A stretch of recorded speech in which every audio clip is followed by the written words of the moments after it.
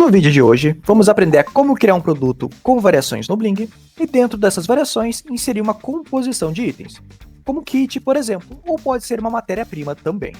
Então, primeiramente, a gente vai ter que criar um produto com variação normal e depois inserir a estrutura dentro deles. Então, para esse exemplo, a gente vai criar com variação. Esses campos são opcionais para o Bling. Eles vão se tornar obrigatórios caso você venha trabalhar com loja virtual. Tá? Agora vamos ao campo importante que de fato nos interessa para esse treinamento. Então aqui é onde a gente cadastra as variações do produto. Para esse vídeo teste que a gente está realizando, eu vou criar o nome do atributo como quantidade, que ele vai nos auxiliar a ser mais rápido aqui no exemplo. Então eu vou colocar aqui a quantidade, o tipo de variação como quantidade, mas você poderia colocar como cor, voltagem, tamanho, como você preferir. Então qualquer variação que você tenha, você pode preencher o nome dela aqui nesse campo. Então aqui eu vou informar as opções que eu tenho. Então aqui eu vou colocar unitário e vou apertar Enter. Aí eu coloco 2, Enter, 10, Enter. Terminei, eu clico em adicionar variação. Assim ele já criou as variações para mim. Agora eu preciso abrir a variação, aqui vai ter o código para mim, eu vou escrever KTT, que era o código do produto pai, U, que para mim faz sentido, vocês podem preencher como vocês desejar. Clico em salvar, vou no outro, KTT 2 e salvo. Vou no 10, KTT 10, salvo e salvo novamente o produto e clico em salvar. Salvando o meu produto, ele criou meu produto pai e criou as 3 variações que eu determinei para ele. Agora, se essas variações aqui, no meu cenário, né? As variações, elas têm o mesmo estoque, porém um eu vendo em unitário, outro eu vendo em 2 unidades e outro eu vendo em 10 unidades. Então eu preciso vincular o estoque deles. Para mim fazer isso, o que eu preciso fazer? Eu vou abrir esse meu kit de 10 unidades e vou desmarcar ou utilizar a informação desse produto pai. No meu cenário ele já estava desmarcado, mas normalmente ele vem ativo. Então desmarco ele, mudo o formato para com composição, assim ele habilita o campo de estrutura para mim. Aqui eu vou informar o item que eu quero. No meu caso é o KTTU e eu vou localizar ele. Eu posso escrever por nome ou pelo SKU. Eu prefiro por SKU que eu acho mais fácil. E eu vou informar a quantidade que eu preciso usar desse item. No meu caso, para me montar esse kit de 10 unidades, eu utilizo 10 unidades do item unitário. Então deixo dessa forma aqui. Outra questão que é importante informar. A gente tem um tipo de estoque. Esse tipo de estoque, ele tem 2 opções, o físico, e aí clicando em físico ele dá a opção de produto, componente ou produto e componente. Então o virtual, ele sempre se baseia no estoque do que eu já tenho aqui embaixo.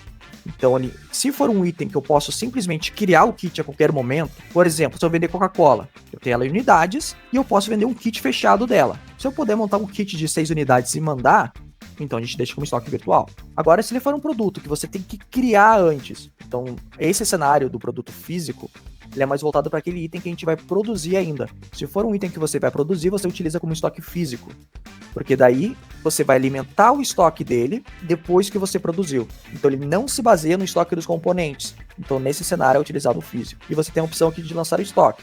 Se você quer que ele lance o estoque no produto final, que daí seria o caso do item que você já produziu e já baixou os componentes. Você pode configurar para baixar somente dos componentes, em vez do produto final.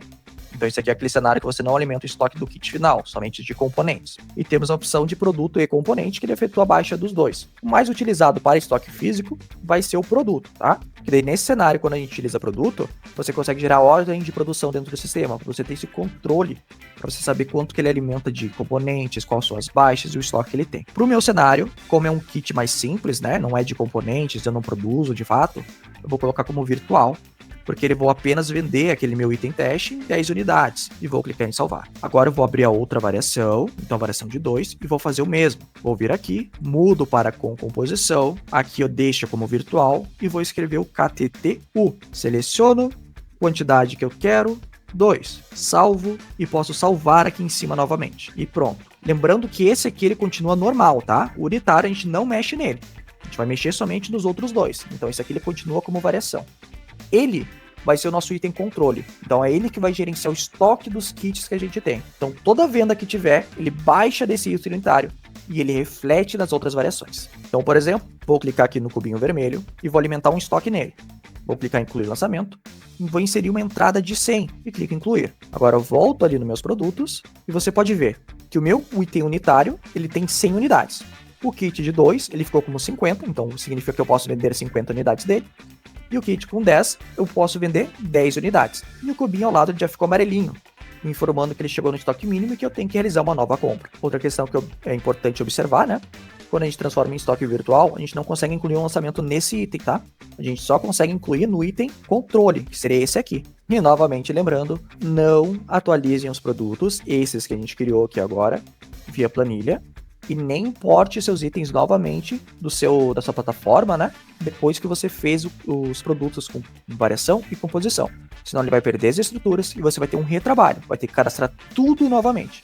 E não é esse cenário que a gente espera, né? Então agora a gente já viu como cadastrar um produto no sistema com variação e como inserir uma composição dentro dele. Além disso, a gente deu uma olhadinha por cima de como inserir um estoque manual e o que se trata cada informação, tá? A partir de agora, você tem um controle mais eficiente sobre os estoques, então vinculando os itens, e você consegue ter esse gerenciamento melhor dentro do sistema. Eu espero que esse vídeo tenha sido de muita utilidade para você. Até o próximo vídeo